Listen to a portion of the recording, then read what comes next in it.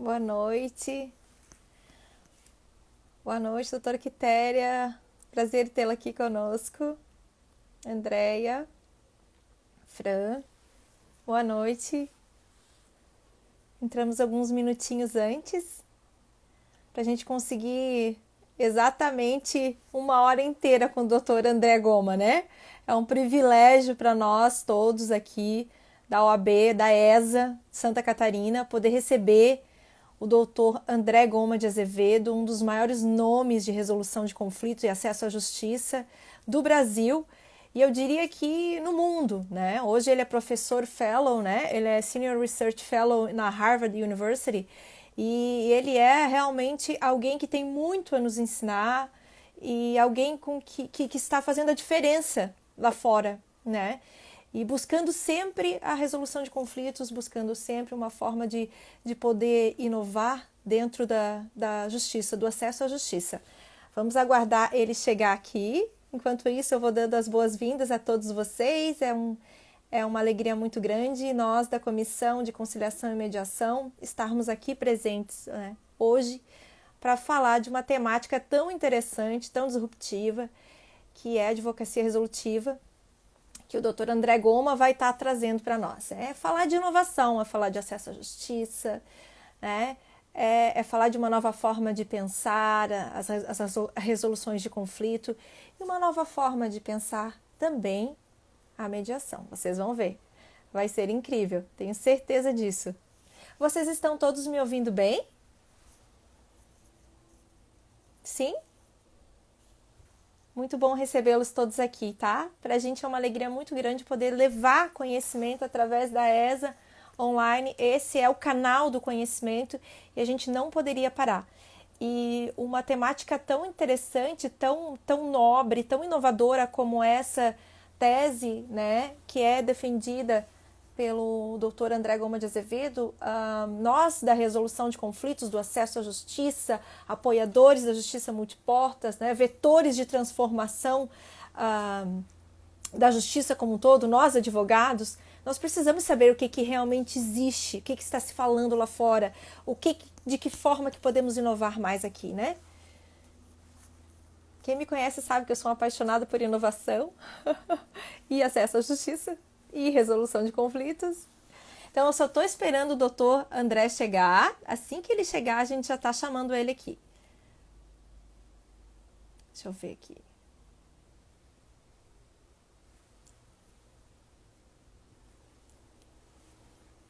Boa noite a todos.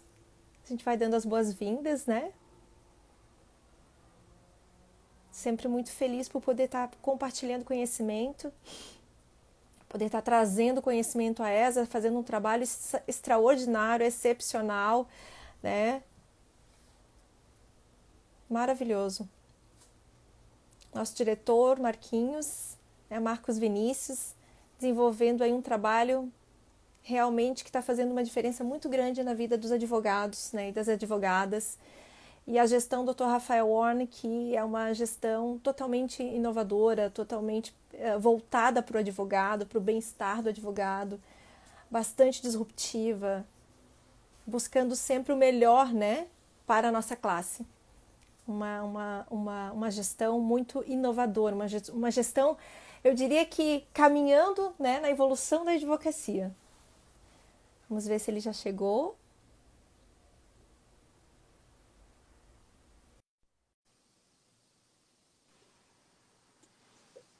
Boa noite, Boa professor! noite. Que Tudo bem, doutora alegria! Regina? Tudo bem, tudo bem. Que alegria poder recebê-lo aqui conosco nesse canal, né, da ESA Santa Catarina, um canal que busca levar o conhecimento para todos os advogados e advogadas catarinenses e de todo o Brasil, de todo mundo que estiver assistindo aí, né? Sempre buscando a qualidade e justamente a inovação para o advogado, o inovar, o buscar o desenvolvimento da advocacia, né, para um novo patamar. Essa é a função da ESA, essa é a ideia da gestão do nosso querido presidente Rafael Warne, que está aí, e do doutor Marcos Vinícius, que está coordenando toda a ESA, né, o nosso diretor. E para nós é uma alegria muito grande tê-lo como nosso convidado. Eu sou uma fã de carteirinha sua e acredito Obrigado, que muito bem. muita gente que está aqui assistindo, tenho certeza absoluta que também porque falar em acesso à justiça, falar em resolução de conflitos no Brasil não tem como não pensar em André Goma de Azevedo, né? Então, para mim, eu estou super honrada, uma alegria muito grande estar aqui para poder ouvi-lo um pouquinho, né? A gente possa debater e vamos fazer algumas reflexões, algumas provocações. Essa que é a ideia. Muito obrigado, doutora Reciane, muito obrigado pelo convite. Uma honra estar aqui nesse espaço virtual. Gostaria muito que estivéssemos fisicamente próximos, como o brasileiro é mais habituado, mas fazemos o possível dentro dessa nova situação. Né? Agradeço muito o convite, muito gentis também as palavras. Né? E a ideia realmente é conversarmos de uma forma bastante livre sobre as novas tendências de advocacia, né? E, naturalmente, como isso se insere dentro de um papel global do sistema de justiça como um todo, né? Que, sem dúvida, em todo o sistema de justiça, o advogado é imprescindível, ele é central ao funcionamento da máquina, né? Exatamente, isso mesmo. Então, gente, eu vou fazer uma introdução, mesmo que dispense introdução, mas eu faço questão de ler esse mini currículo, porque o currículo grande nós passaríamos a noite lendo aqui do Dr. André, Obrigado. mas ele nos enviou um mini currículo que eu gostaria muito de fazer a rápida leitura para que a gente possa dar, então, essa introdução e começar a nossa conversa, a nossa fala. Então, o Dr. André é Senior Research Fellow no Ash Center for Democratic Governance and Innovation da University of Harvard, né? Juiz de Direito, professor adjunto dos programas de inverno e verão da Strauss Institute for Dispute Resolution, Pepperdine University, que fica na Califórnia, professor pesquisador associado da Faculdade de Direito da Universidade de Brasília, doutor em Direito pela Universidade de Brasília, mestre em Administração Pública na Universidade de Harvard, mestre em Direito pela Universidade de Colômbia. Ou seja, com um mini currículo desse, não tem como a gente não estar aqui todos ansiosos para ouvi-lo, né? Para debater com o senhor. Obrigado. Deixa eu só puxar o Isaac aqui, que meu filho que invadiu já no começo. Ai, oi, Isaac! Seja bem-vindo, faz parte. Você vai me dar uma horinha, tá, filho? Eu não consigo, eu não consigo fazer isso. Peça para sua mãe. Filho. Ela disse que ela não sabe. Não se preocupe, doutor. Quem tem filho sabe como é que funciona. Ok. Por uma hora, tá? O problema que todos os pais estão tendo, que é o filho pendurado no telefone celular. Ok. Então, a quem está assistindo, peço perdão por isso, mas ao mesmo tempo... Não, imagina, só lhe torna mais humano. Depois de todo esse currículo, só humaniza ainda mais o senhor. Agora, tenho certeza que eu aposto que ele volta aqui pelo menos 2 vezes. Não tem como o que fazer. Então, eu normalmente o apresento porque isso deixa um pouquinho tímido e aí... Sim. Mas, isso eu corro risco também, porque eu tenho 2 aqui em casa, um de 13 e um de 6, e a qualquer momento, às vezes, eles adentram na sala e é assim que funciona, faz parte, né? Estamos vivendo assim nessa pandemia e tem dado tudo certo e não tem problema nenhum. O que importa é o que a gente vai estar debatendo aqui. E no fundo, essa é a parte positiva disso, né? Essa é a parte que a gente está podendo conviver mais e compreender, entender um pouquinho mais ainda dos nossos filhos, né, doutor? Eu tive a oportunidade, pessoal, de conversar um pouquinho antes com o doutor André e o professor me passou muita coisa bacana e a gente trocou algumas ideias em alguns dias, né? Por 2 vezes a gente conversou antes para preparar um pouquinho essa live e realmente uma das coisas que a gente falou é que como tem transformado as nossas vidas e quanto isso também tem nos deixado mais próximos dos filhos, né? E a gente tem aprendido muitas coisas de quem são eles, né? De a forma com que eles pensam, que às vezes a gente só descobre se você senta para fazer homeschooling com eles. Sem dúvida, sem dúvida. Perfeito. Né? Bom, mas então vamos voltar aqui para a nossa advocacia resolutiva, porque está todo mundo ansioso, né? Eu lhe cortei, o senhor ia falar alguma coisa, professor? Não, eu ia só conversar ainda uma ideia de como é que nós vamos dividir esse tempo. Eu pensei em fazermos uma apresentação muito rápida do que vem a ser essas novas abordagens, tá? Uhum. E deixar mais espaço aberto para perguntas e respostas. Então, Tá. por favor, assim, só para dizer que quem está assistindo, façam perguntas que elas serão oportunamente respondidas. Né? Acho que o que está por trás de toda essa discussão é tentar entender qual é o valor público por trás da advocacia. O que significa isso? O que a advocacia gera para a sociedade como um todo. Isso aqui é fundamental.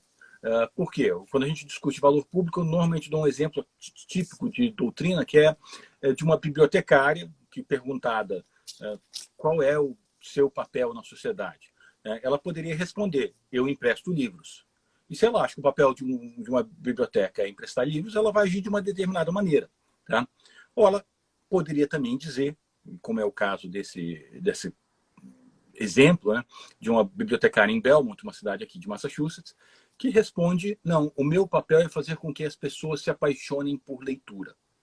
Tá? Quando ela começa a dizer que o meu papel é fazer com que as pessoas se apaixonem por leitura, o que ela fez? Ela identificou que tinha muitas crianças que iam para a biblioteca e ficavam brincando do lado de fora.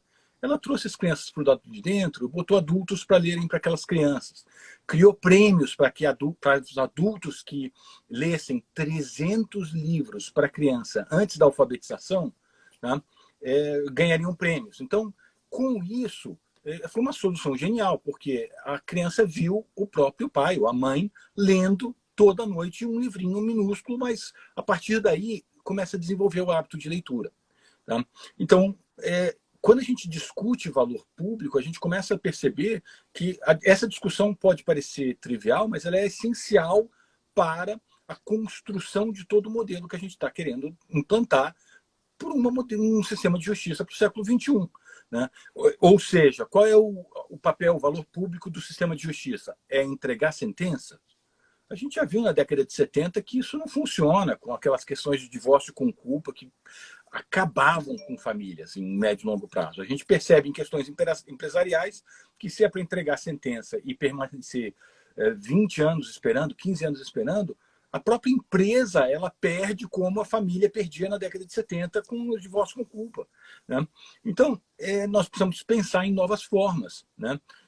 E a partir daí a gente começa a ter que pensar que o sistema de justiça tem que ser um espaço no qual o indivíduo vai aprender formas construtivas de resolução de disputa. Né? E o que significa isso? O empresário, por exemplo, ele pega, resolve disputa e melhora os seus contratos. Né? Então, um dos pontos é que o advogado, como profissional, ele é uma figura absolutamente centralizadora do processo de inovação e criatividade. Né? Ou para achar caminhos dentro da estrutura procedimental, né? Que é o típico advogado litigioso, que ele vai articular toda uma série de estratégias para ganhar a demanda, né?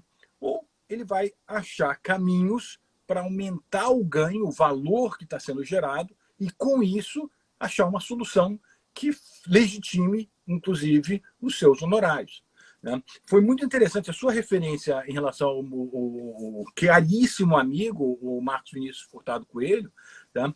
Que na época da presidência dele, eu era juiz auxiliar do CNJ, e a gente estava num desses muitos eventos, batendo um papo, e eu falando assim: puxa, veja, a gente precisava mudar a estrutura de honorários. Está errado um modelo em que o advogado que fica 3 anos, 10 anos, esperando um processo acabar, ganha mais honorários do que um advogado que criativamente acha caminhos para resolver a questão em 2 meses. Né? Ele falou: Exato. né? Ele falou perfeitamente.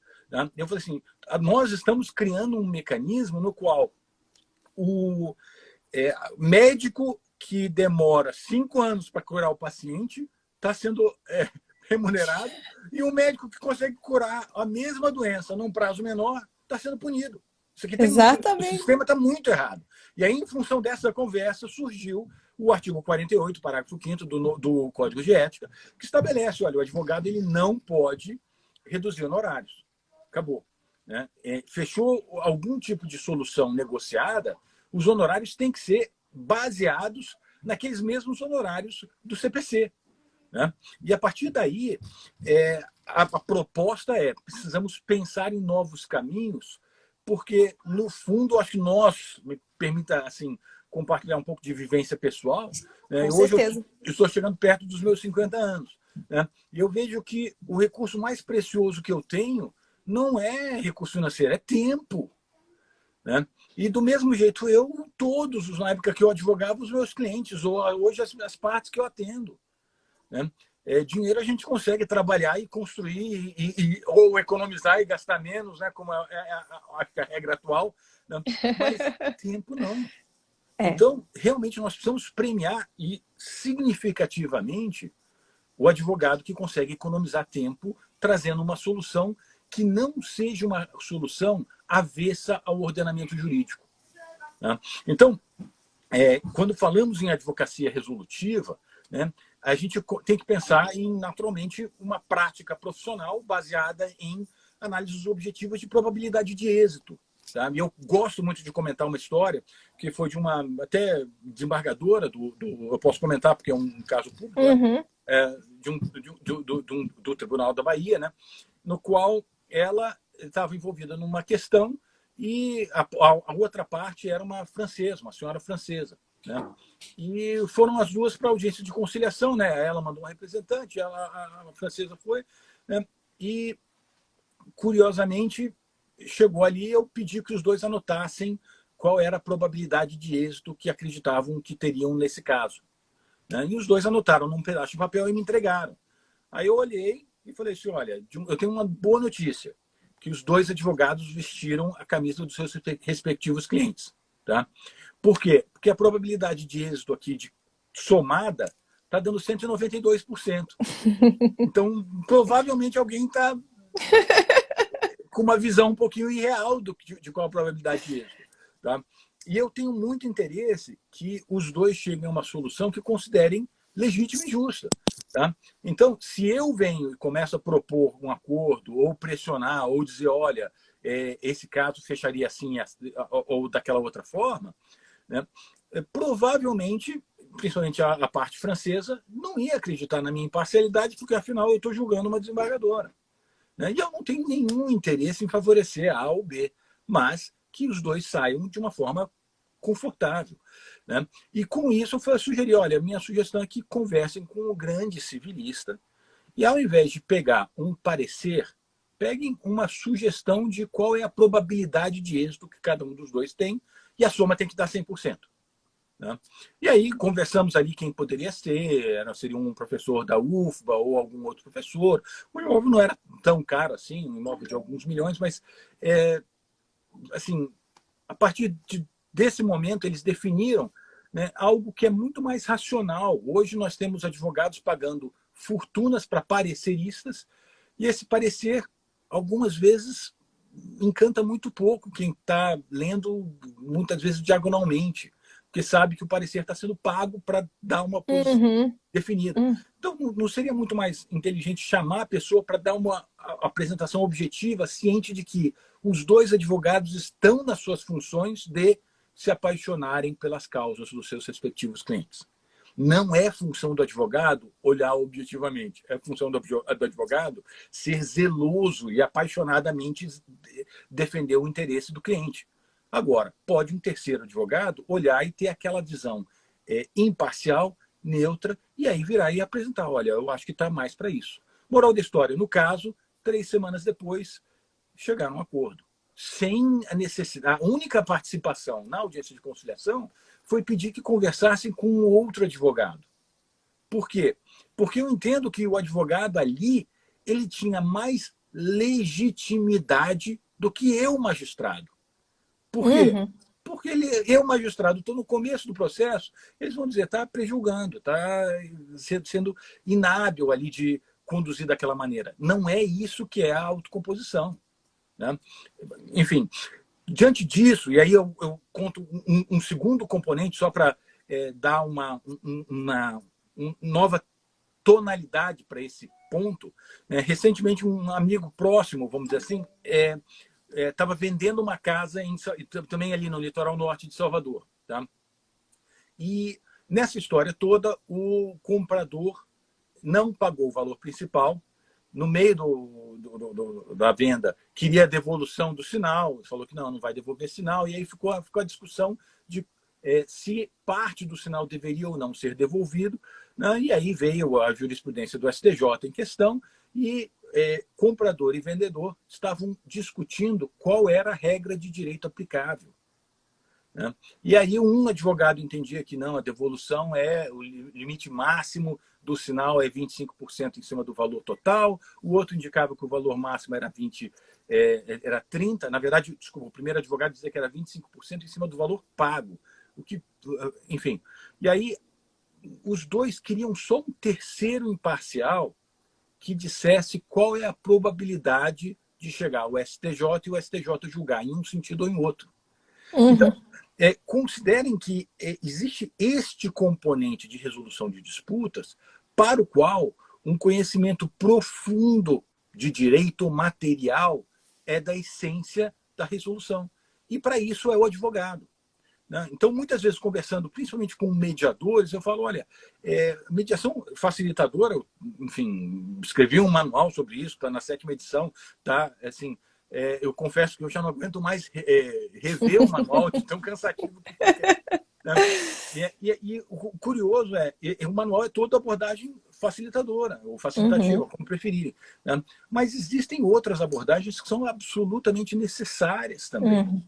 Tá? Então, ter esta versão, que alguns chamam de uma mediação avaliadora, ou, se quiserem, não precisam nem colocar a mediação, porque não precisamos chamar de alguma coisa para que ela possa contribuir, né? Mas, a partir daí, nós realmente precisamos começar a catalisar e redefinir alguns papéis para que nós possamos, advogados, com ou sem um facilitador, né, chamar um terceiro para poder dar uma opinião informada, que ele vai fazer análise objetiva dessa probabilidade de êxito, que é parte dessa advocacia resolutiva, mas também vai fazer a identificação apropriada de interesses reais que as partes têm, tá? Vai criar valor em razão das abordagens integrativas, que, em teoria de negociação, se sugere o seguinte, olha, se as pessoas negociam bem, gera valor. E um exemplo de 2 minutos imagina duas irmãs brigando sobre um quadro, que é herança. Uma acha que o quadro vale 100 mil, a outra acha que o quadro vale 60 mil. Tá? Se pegar um advogado que entende aí vem um tema específico de advocacia resolutiva, que são algoritmos de resolução de disputa, né? E o advogado vai falar, olha, vamos fazer o seguinte, vamos estabelecer um preço médio deste quadro por 80 e aquela irmã que acha que o quadro vale 100 compra a metade do quadro da outra irmã por metade de 80, 40. Dessa forma, a primeira irmã compra metade de um quadro que ela acha que vale 50 por 40. A outra vende metade de um quadro que ela acha que vale 30 por 40. Nessa negociação, as duas saíram com mais de metade, porque metade mais 10 mil para uma, metade mais 10 mil para outra. E eu comento sempre, eu gosto muito de dar esse exemplo, porque é desses 20 mil que foram criados que tem que sair os advogados, os honorários resolutivos, tá? Os honorários conciliatórios. Essa é a proposta. Então, a partir desse momento, realmente tem alguma necessidade de conhecimento de um componente matemático que não passa de matemática de nível médio. Tá? São só vamos dizer, as 4 operações, mas precisa dominar isso. E eu muitas vezes encontro com advogados que falam, eu não gosto de matemática. E aí a resposta fala, sim, mas eu acho que você gosta de somar dinheiro, então alguma coisa você é bom nisso. Aí ele ri e é exatamente isso. Esse é o básico de trabalhar com essas operações para que possamos gerar ganho, né? E o principal ganho é quando nós conseguimos monetizar a economia de tempo. Então, assim, francamente, quando a gente deixa um processo seguir por 8 anos, 10 anos, né, até chegar a uma solução, 10 anos depois, esse patrimônio inteiro ficou parado, ou muitas vezes ficou ali operando, que não permitiu a criação e geração de riquezas, não só para a sociedade como um todo, e uhum. também para o advogado. Tá? Então, e para a parte, principalmente, acho que esse é o componente. Então, no fundo, eu estou falando assim, de uma forma bem superficial o que vem a ser a advocacia resolutiva, mas é mais para compreender e fazer uma composição de outras abordagens novas de advocacia. Eu gosto muito da advocacia 5.0, que vê esse papel da advocacia por um viés da sociedade como um todo. Tá? E a advocacia resolutiva, ela, de uma forma suave, faz uma discreta contraposição, tá? Ainda que valorize, né, a chamada advocacia colaborativa. Por Uhum, quê? Porque a uhum, advocacia uhum, colaborativa, ela diz para o advogado o seguinte: se você é um advogado colaborativo, você assina um pacto de não litigância. E o uhum, que é esse pacto de não litigância? É dizer, eu vou negociar por você, meu cliente, tá? E se eventualmente for necessário entrar em juízo, tá? Eu abro mão do processo e deixo para um colega assumir. Tá? E qual é o problema? O meu problema como cliente é que eu quero um advogado que vá comigo até o final. Tá? Do mesmo jeito que eu quero um médico que me siga até o final se eu tiver com uma doença grave. Tá? Então, eu quero realmente uma pessoa que me acompanhe. Né? E eu falo isso assim, tive aula aqui com o professor Hoffman, são pessoas que eu gosto muito da equipe do Rio de Janeiro, que tem isso, e para dizer, tem muito espaço para advocacia colaborativa no sim, Brasil e uhum, fora. uhum, com Agora, certeza. existe um universo de usuários que não estão sendo contemplados pela advocacia colaborativa. Uhum, uhum, Porque são aqueles usuários exatamente como querem, do começo ao fim, o mesmo advogado. Né? E tem muitos advogados que falam, olha, eu acho bom, e eu trago um exemplo de um... Eu fui advogado antes de entrar na magistratura, então eu tenho muitos colegas, uhum, amigos, uhum. com quem eu ainda converso. E um deles estava compartilhando comigo que ele foi para uma mediação e na declaração de abertura o mediador fez um resumo do como chegar ao sim. E aí ele falou assim, puxa, mas eu já paguei cursos, eu não preciso disso, e o meu cliente tem um MBA numa grande universidade, ele fez curso de negociação. E todos ficaram se olhando assim, meio, para que nós estamos fazendo aqui? E a verdade, eu dou um outro exemplo ainda para fechar, né, certa vez assistindo uma mediação em que o advogado virou e falou assim, olha, não era um advogado, era um advogado, mas ele é representante do departamento jurídico da empresa. Ele falou assim, olha, eu só quero um número, porque eu preciso de um número para levar para a minha diretoria para dizer, fechamos um acordo nesse número porque foi o número que o mediador recomendou. Então, o que ele dizia? Eu estou aqui porque eu quero um mediador avaliador. Já expus as minhas razões, vejo legitimidade no ponto dela, tá? Agora eu só preciso desse apontamento. Acabou. Né? E isso aqui não vai fazer com que eu saia amigo ou não saia amigo da outra parte. Tá? Só quer dizer que eu posso seguir. Então, francamente, vejo que tem muito espaço para novas atuações. Tá? Uhum, E um dos uhum, componentes fundamentais, que até o trabalho aqui do professor da Kennedy, da Business School, né, da Faculdade de Administração, que é o Howard Rafer, já falecido, né, em que ele falava, olha, ter uma ideia clara de análise objetiva de probabilidade de êxito e de criação de valores em relação às negociações é fundamental para poder escolher corretamente. Que aí eu uhum, começo a fazer, por exemplo, olha, eu tenho 30% de chance de ganhar 100 mil. Eu tenho 70% de chance de ganhar 60 mil.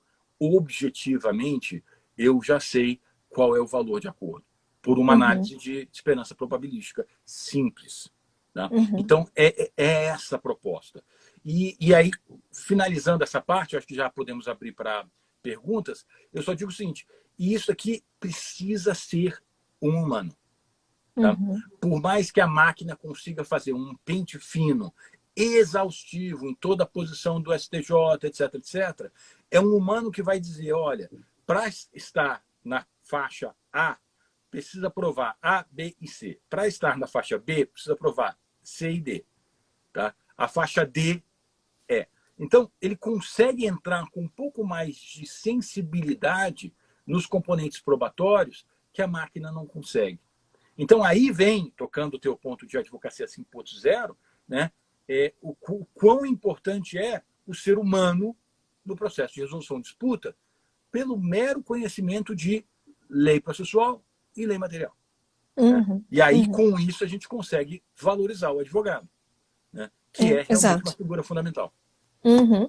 E as habilidades também, essas habilidades comportamentais, é praticamente um casamento das habilidades comportamentais que o advogado precisa desenvolver, né, professor, com as habilidades técnicas, o momento em que ele vai trabalhar uma mediação avaliativa, né? É isso que o senhor diria? Sim, sem dúvida. Que um dos componentes também, a gente precisa, tocando nesse tema, né? Talvez um dos grandes desafios que nós temos é como lidar com aquela pessoa que está emocionalmente sequestrada dentro de um processo. Tá? Cabe ao advogado virar e falar: não se aborreça, não vale a pena se aborrecer sobre isso. Nossa, se o advogado fizer isso, a chance dele perder o cliente começa a ficar um pouco acentuada. Não é boa prática. Tá? Agora, ele pode virar e ter um terceiro que faça às vezes e que, na verdade, encaminhe para mecanismos de Uhum, administração mais eficiente e de desenvolvimento de competências emocionais. Tá? uhum, uhum, Isso uhum, faz parte de qualquer dinâmica humana. Todos nós nos aborrecemos. Tá? E agora, algumas pessoas têm mais facilidade e têm mais maturidade, não no sentido de tem mais oportunidade de serem ouvidos. O próprio advogado, ele algumas vezes tem, mas em outros momentos não. Então, ter um terceiro que faça esse encaminhamento, que possa ter esse tipo de conversa, muitas vezes é muito importante. Né?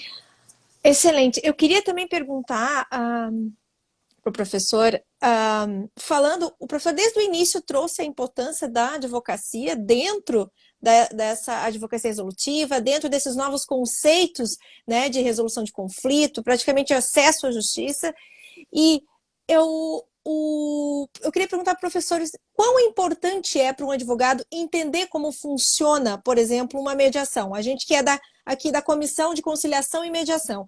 Quão importante e quanto isso vai ajudá-lo durante o instituto, durante as sessões, eu diria, para que ele entenda o contexto, para que ele prepare o cliente. Qual que seria o seu racional com relação a isso? Então, eu acho que nós estamos, de certa forma, com alguns grandes desafios no Brasil em relação à mediação. Tá? Muito em razão, né, de uma visão de que a mediação, primeiro, ela é facilitativa, tá? Não tem mediação avaliadora, né? Que foi um equívoco, e eu posso até fazer o meia-culpa aqui, até nosso, quando a gente estava trabalhando no próprio projeto de lei, tá? Que não ficou muito claro, né? Que tem que ter espaço para tudo. Né? Uhum, Então, uhum, conversando com um advogado recente de São Paulo, até para participar de uma outra live, e ele estava dizendo que ele participou de uma mediação empresarial que teve 12 sessões. Né? E nessas sessões, exaustivamente se trabalhava a questão do rapport, daquele vínculo entre um e o outro, da escuta ativa e assim por diante. E ele sentindo que o cliente estava desencantando pela mediação. uhum, uhum, E uma vez que o cliente começa a desencantar com a mediação, francamente, ele começa a desencantar com o próprio advogado. Isso é uhum, muito delicado. Então, uhum, uhum, a questão de saber escolher o mediador é um grande desafio. uhum, Né? Se pegar hoje, alguns dos mediadores são advogados bem sêniores que praticamente não têm cursos de mediação. Ele tem um curso de mediação facilitativa, tá? E ele já entendeu que, olha, tá, é assim a prática, esse é o procedimento, mas eu vou tocar com o meu conhecimento de direito material. Então, muito curioso, porque quando a gente começa a ver quem são os mediadores no Brasil, tem muitos que realmente já começam a ter uma atuação avaliadora, vamos chamar assim, tá? E, ao mesmo tempo, eles não se chamam de mediadores. Não, eu estou uhum, fazendo uma mediação, mas eu sou advogado. uhum, Tá? Eu tenho meu escritório, então tem um colega de um outro escritório, de 2 outros escritórios que me chamaram, eu faço esse trabalho. Então, no fundo, é muito importante para o advogado, até mesmo aquele que eventualmente já participou de uma mediação e não gostou, ele entender que, olha, algumas vezes pode ter sido uma falta de encaixe entre o caso e aquele mediador, ou aquela mediadora. Uhum. Eu acho importantíssimo também. A escolha do mediador, para mim, é um dos principais momentos na hora que você vai optar pelo instituto, né, professor? Porque você tem que conhecer o perfil daquele mediador, no que ele atua, qual que é o background dele, qual que é o direito material, se é que ele é advogado, né? Ou, de repente, principalmente para casos de família, geralmente não são mediadores advogados, geralmente são mediadores que realmente são formados, são psicólogos, né? Que são, enfim, tem que pensar exatamente qual que é eu acho que a espiral do conflito, qual que é o problema realmente, qual é o conflito, e baseado nisso, aí sim você buscar o mediador que realmente vai se encaixar. E o que eu observo aqui, doutor, é que, por exemplo, a gente vê muitos advogados resistentes à mediação porque eles não entendem todo esse universo enorme que a mediação consegue abarcar, né? E dizendo que você pode trabalhar das mais diversas formas. Obviamente que você tem que entender o instituto. O instituto tem, né, as suas regras, muito embora seja informal, mas existem as regras. Você tem que entender como preparar o teu cliente, você é advogado. Mas eles resistem, às vezes, porque o que eles enxergam de mediação é aquilo que é feita a mediação no judiciário. Aquela mediação engessada, aquela mediação que é bastante complexa, porque a gente não consegue fazer o Instituto da Mediação do modo que ele foi idealizado. E agora eu pergunto para o senhor, que foi um dos idealizadores, né? Se realmente isso é essa visão que o senhor também tem, se é essa visão que seus colegas advogados que o senhor conversa também tem, porque esse é a visão que eu tenho quando eu converso com colegas advogados aqui, né? Presidentes, inclusive, de subseções. Há uma resistência, eles entendem que é importante, mas eles não conseguem, às vezes, entender como que eles vão ser, a expressão diria, como é que eles vão se encaixar nesse sistema realmente, como é aonde que está a importância do advogado nessa hora? Ele pode, ou a mediação é só aquilo que se vê no judiciário em meia hora, que na verdade a gente tem vários problemas de mediadores que sentam e fazem mais uma conciliação do que uma mediação, ou forçam alguma coisa, ou são repetitivos, como o senhor falou, no termo de abertura. Realmente é bem complicado. Eu queria que o senhor esboçasse um pouquinho acerca disso. Não, sim, sem dúvida é um grande desafio e principalmente quando a gente começa a pensar por que nós estamos tendo tantos advogados com tanta resistência. Isso, No Brasil. esse é o problema. Uhum. A correlação que eu faço é que, em boa parte, houve uma falha de liderança, tá? Um erro de liderança. Então, recentemente eu tenho preparado, vou lecionar um curso na Universidade de Pepperdine sobre liderança e resolução de disputas. Tá? E o problema da liderança é o seguinte: você estabelece o que é o propósito, tá, que está sendo, vamos dizer assim, posto como central no desafio de liderança. Então, no caso, nós estamos falando, nós gostaríamos de ter um sistema mais eficiente, mais construtivo. Tá? E boa parte da liderança de resolução de disputa tem sido: eu quero fazer com que os mediadores recebam. Tá? Então, com isso, se criou uma série de mecanismos de certificações que muitas vezes não ressoam com o público. Então, por exemplo, se eu fosse, estou dando exemplo lá daquele colega, daquele amigo de Salvador, tá? Se eu fosse sentar e orientá-lo, você quer escolher um mediador, tá? Eu não ia dizer: eu quero uma pessoa certificada em instituição A, B ou C. Tá? Eu ia dizer: para esse caso, você precisa só de um bom civilista. Pegue alguém que já escreveu um artigo numa das grandes revistas de direito civil do Brasil. Essa pessoa que escreveu, teve o texto publicado, ela nada de braçada sobre esse tema que vocês querem discutir. Ele vai poder sentar e vai discutir com os dois e vai dar um percentual. Se os dois quiserem amassar aquilo e jogar fora, ótimo. Mas já teve o reconhecimento. E aquela publicação já é o suficiente para ressoar como advogado. Tá? Então, não necessariamente eu preciso, que é um negócio que eu quero um mediador que seja certificado pelo CNJ como um instrutor. Isso não vale absolutamente nada. Por quê? Porque a nossa proposta lá, quando fomos criar o curso de instrutor em mediação, era como é que a gente faz basicamente num período de 2 anos, para ter cerca de 20 mil mediadores no Brasil. Então, a gente desenhou toda uma política pública basicamente, eram R$ 2.000 de orçamento, tá? E conseguimos implantar, e realmente tivemos uma capilaridade grande de instrutores. Mas não é esse o instrutor que vai ser para o caso, como eu estava narrando, aquele caso de sinal e uma questão básica de direito civil. Né? Sim, sim. Então, muitas vezes, o mediador judicial não é a pessoa ideal e também, muitas vezes, a pessoa certificada não é também. Eu não quero, assim, falando com muito respeito, eu não quero uma pessoa que saiu de uma atuação como servidor, passou a atuar como instrutor de mediação privada. Eu quero uma pessoa que domine muito o direito civil. Tá? E algumas vezes, por incrível que pareça, faz mais sentido convidar uma dessas pessoas recalcitrantes à mediação, tá? Para atuar ali como um simples facilitador. Vai me dizer qual é a opinião em relação ao argumento de uma das partes, qual a opinião em relação ao argumento da outra parte, qual a probabilidade de êxito que os dois têm, desde que some 100% os dois. Tá?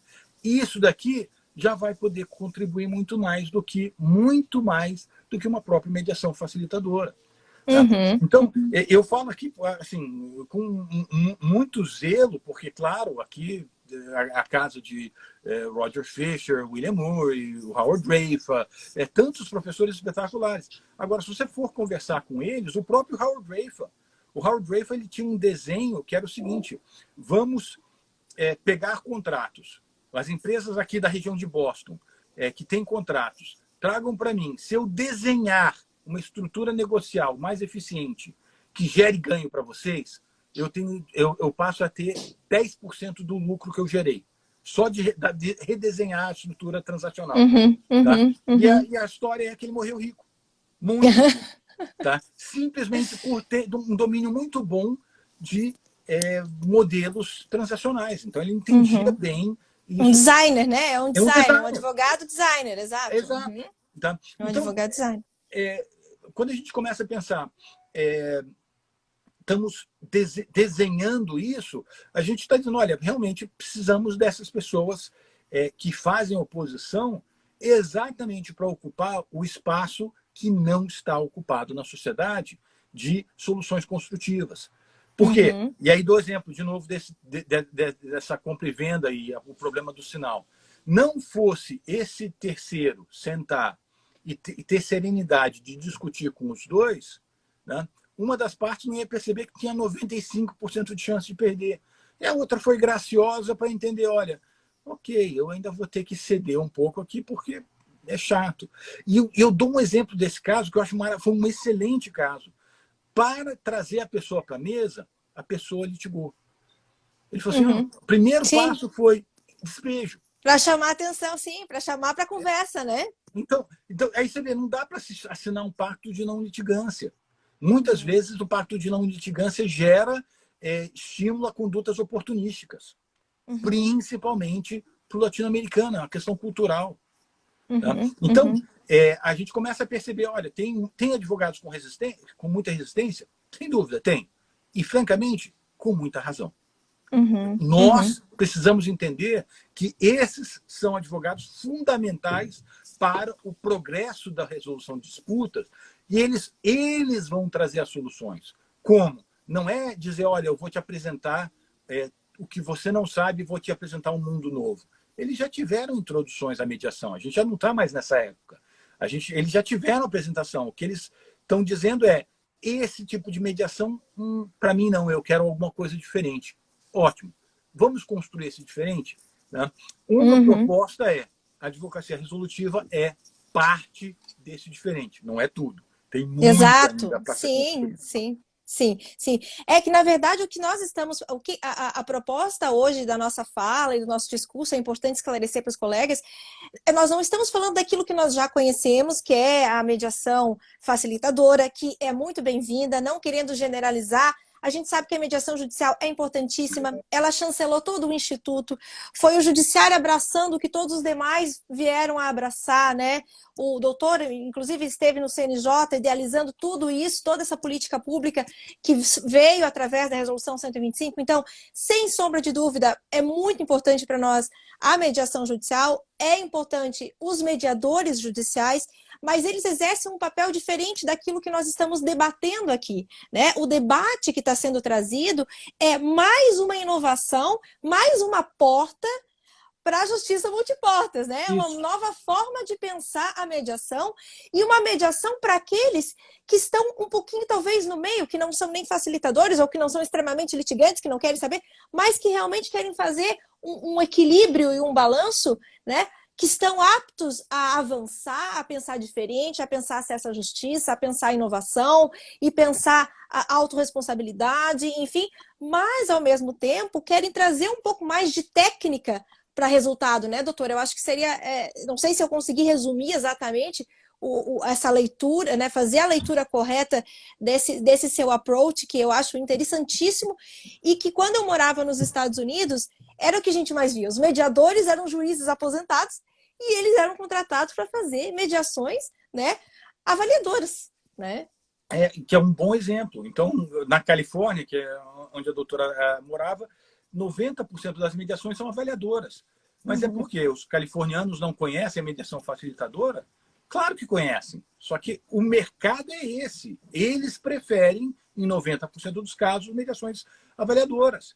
E realmente, né, eu trago esse exemplo, eu gosto muito, para mim, e é muito recente, até foi durante a pandemia já, né, quando estava negociando e eu conversando com esse amigo, como é que a gente... eu falei, olha, você tem que litigar. Entra com a ação de despejo e cria, paralelamente, uma conversa muito cordial com o advogado da outra parte. Tá? Doutor, foi dada entrada, já foi despachado. Tá? Agora, só para dizer que nós ainda estamos abertos nesse canal de comunicação, porque realmente eu não consigo não litigar. Porque eu entendo que eu tenho direito, podemos conversar sobre... Não, então, quer dizer, não é... Ele não está sendo pago para brigar para o resto da vida, ou para você estar sendo pago para odiar a outra parte. Não, não existe isso. Ele está sendo pago para resolver. Né? Então, para ter esse propósito, e principalmente para gerar riqueza. Ele precisa gerar riqueza para o seu cliente para poder legitimar a retenção de parte dessa riqueza que ele gerou. E aí, com isso, estão todos muito felizes no final. Tá ótimo. Exato. Né? Na verdade, é se afastar um pouquinho daquela ideia romantizada que, às vezes, as pessoas... quando a gente estuda a mediação, a gente se apaixona tanto que, às vezes, a gente romantiza até demais. Né? E aquilo que eu falei... Não é? Não é isso? Exatamente. Eu falo porque eu sou apaixonada pelo Instituto, mas a gente passa por várias fases. A gente passa pela fase da paixão completa, e aí você realmente não consegue ver outra coisa que não seja aquilo, e depois você passa por um momento em que você diz, não, mas para aí, o que eu preciso, na verdade, é resolver o conflito do meu cliente. Eu tenho que focar nisso, eu tenho que botar o pé no chão. E se eu gosto de mediação, de que forma eu posso trabalhar com um terceiro neutro, de que forma que ele pode trazer um propósito diferenciado, de que forma que ele pode me ajudar e de que forma que eu posso ajudar o meu cliente, né? E entender um pouquinho mais sobre essas outras formas. No final das contas, doutor, é pensar fora da caixa, né? É exercer a criatividade que o advogado tem, né? Para que ele pense, ele seja um designer, como o senhor bem falou, né? Ele seja um designer de resolução de conflitos, ele possa pensar as inúmeras formas. E o que quando eu convidei o doutor André Goma, era justamente para ele poder trazer algo a mais, algo de diferente, né? Que a gente não tem visto aqui no Brasil e que o doutor André Goma tem essa nova bandeira para trazer para o nosso país, para que nós venhamos também se utilizar dessas novas formas de mediação. Como ele bem disse, não ficou claro que teria que ser só facilitativa, né? Ou a facilitadora, porque na verdade não é para ser só facilitadora. Nós precisamos, né?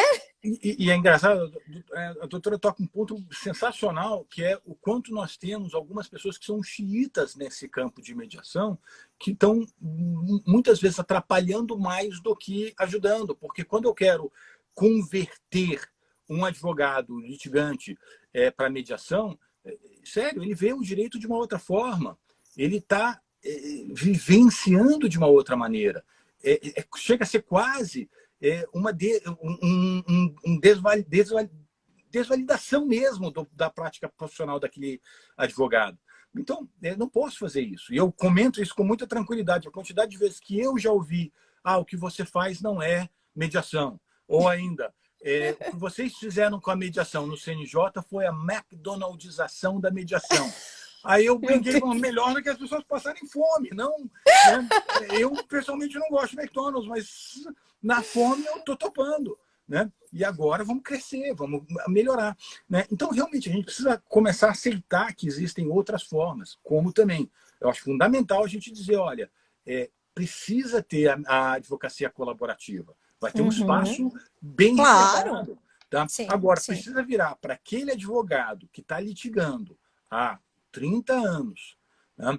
E que tem uma visão de resolução de conflito bem consolidada, que, olha, existem outras formas da gente resolver isso, que respeite a norma positivada, o direito material, e, ao mesmo tempo, valorize os advogados por intermédio de honorários compatíveis ou iguais àqueles de litígio, e, ao mesmo tempo, economize em tempo de todo mundo. Né? Então, quer dizer, tem esses espaços. Agora, são espaços que precisam ainda de maturidade. Ser ocupados. Exato. E precisam de maturidade, com certeza. Mas a gente precisa fazer a provocação, né, professor? Por isso que eu pensei que seria fundamental a gente trazer isso para os advogados catarinenses, para que eles consigam ver, né, que nós podemos... O campo, na verdade, é um oceano azul hoje, né? Para que nós possamos resolver os conflitos. Tudo está na tua criatividade, na forma com que você vai inovar. E olha que interessante, como nós, falando no campo de resolução de disputa, muitas vezes não ouvimos corretamente o nosso usuário. Porque muitas vezes a gente pega esse advogado que é refratário à mediação e vira e senta e fala, espera aí, doutor Tiago, senta aqui e deixa eu te mostrar um novo mundo. Tá? Isso daqui que é a mediação. Olha que maravilha. Ele olha e não acha. Né? Quando, na verdade, a fala tem que ser, doutor Tiago, me conta do seu mundo e vamos construir algo juntos. E não necessariamente com esse palavreado, mas... Exato, doutor, exato. Doutor, vamos conversar um pouco sobre a sua prática, como é que a gente compatibiliza com o artigo 45, artigo 48, parágrafo 5º do Código de Ética, tá? E, ao mesmo tempo, otimiza o seu trabalho e o tempo do seu cliente. Né? E eu gostei muito, olha, quando a gente fala de teoria e prática serem muito diferentes, como alguém colocou aqui, realmente, né, a prática de mediação facilitadora, ela talvez tenha seu espaço em um universo de 100 casos, em 20%, em 30%, 40%, difícil saber, tá? Mas certamente não é 100%. A gente não vai tentar trazer todo mundo para ver a mediação como essa abordagem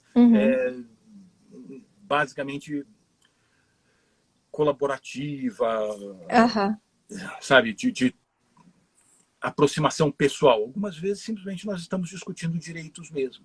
Né? Isso é absolutamente legítimo. Muitas vezes isso acontece. E eu acho que essa sua fala foi muito interessante. Aí a gente já está caminhando para 9 minutos. Ai, que pena. Mas, enfim, tem um tempinho ainda para o senhor depois fazer as suas colocações finais. Mas o que eu queria trazer é que, ao final disso tudo, o que a gente observa é que tem um espaço para todo mundo, né, doutor? Tem espaço para todas as formas de pensar. Você só não precisa pensar dentro da caixa, tem que pensar fora, né? Pensar diferente, inovar, focar no ser humano. E aí, como o senhor bem trouxe, que é uma coisa que eu tenho debatido e estudado bastante, inclusive eu e a Jaque, que é minha sócia, que é a Advocacia 5.0, ela traz justamente isso, que ninguém fica de fora. Todo mundo está convidado a exercer o que faz de melhor nessa advocacia. Então, a advocacia resolutiva, ela é justamente isso, a advocacia é uma advocacia é a advocacia tradicional misturada com essa nova advocacia, né? É você valorizar o que você tem de melhor, a tua expertise, né? Trazendo um pouco para essa nova forma, esse novo olhar de você ser um pouco mais humano, né? E poder ser mais criativo e designer na hora de criar uma solução. Eu acho que a palavra que o senhor trouxe de designer, eu sou apaixonada, eu acho que esse é o novo caminho do advogado, ele precisa exercer o seu posicionamento como designer de solução de disputas, e é dessa forma que ele vai conseguir enxergar o Oceano Azul e enxergar as possibilidades que ele tem para o cliente dele, né? Então, nós estamos caminhando para 7 minutos e eu quero que o senhor já faça assim, as suas considerações e pode tomar tempo. Quando faltar 2 minutinhos, eu aviso. Obrigado. Assim, eu comento sempre que quando a gente fala de um movimento de liderança, né, e o grande desafio, né? Então, a gente pega alguns exemplos que são muito bonitos, como a norte-americana aqui de direitos civis, o Martin Luther King Jr. Tá? Então, olha só, ele viu, tem um problema grave que é de muitas pessoas caucasianas que entendiam que realmente tinha que ter uma sociedade com patamares distintos, tá? E que espaços diferentes, né? E aí o que ele fez? Ele começa a identificar, olha, o trabalho aqui a ser feito é fazer com que todos acreditem que existe a possibilidade de uma sociedade igualitária. Tá? Esse é um grande desafio de liderança.